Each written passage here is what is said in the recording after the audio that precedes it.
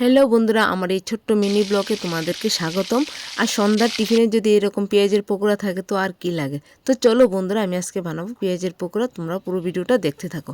এখানে পেঁয়াজের পকোড়া বানানোর জন্য দুটো পেঁয়াজ আমি নিয়েছি। তো পেঁয়াজটাকে কেটে তার খোসা ছাড়িয়ে আমি এখন ধুয়ে নিয়েছি। তো পেঁয়াজটাকে এখন আমি দেখো একদম মাঝখানে, বেশি পাতলাও না বেশি মোটা করেও, পেঁয়াজটাকে আমি গোল গোল করে কেটে নিয়েছি।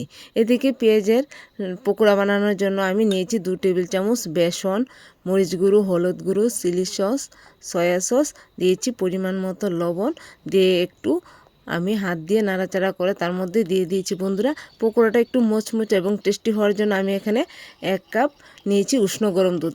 এখান থেকে আমি হাফ কাপ দুধ দিয়ে দিয়েছি, দিয়ে ভালো করে ব্যাটারটা বানিয়ে নিয়েছি। এদিকে বন্ধুরা কড়াই বসিয়ে দিয়েছি, কড়াই গরম হয়ে গেছে। এখন কড়াইয়ের মধ্যে দিয়ে দিয়েছি সাদা তেল।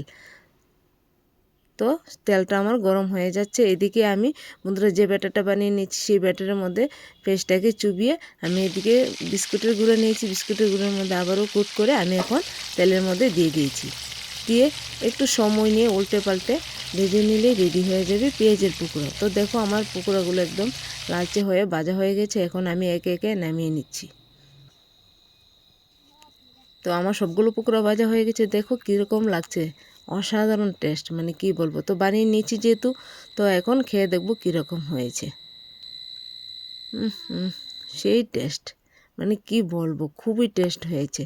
তো বন্ধুরা অবশ্যই কিন্তু তোমরা বাড়িতে সন্ধ্যা টিফিনে পেঁয়াজের পকোড়াটা বানিয়ে খাও, খুবই মজার একটি খাবার। আর হ্যাঁ বন্ধুরা, তোমরা যারা আমার ভিডিওটা ইউটিউব থেকে দেখছো তারা আমার ইউটিউব চ্যানেলটাকে সাবস্ক্রাইব করে দেবে, আর যারা ভিডিওটা ফেসবুকের পেজ থেকে দেখছো তারা পেজটাকে ফলো করে দেবে। এরকম নিত্য নতুন ভিডিও দেখার জন্য অবশ্যই আমার পাশে থাকবে। সবাই ভালো থেকো, সুস্থ থেকো। আবারও অন্য একটা ভিডিও নিয়ে আসছি।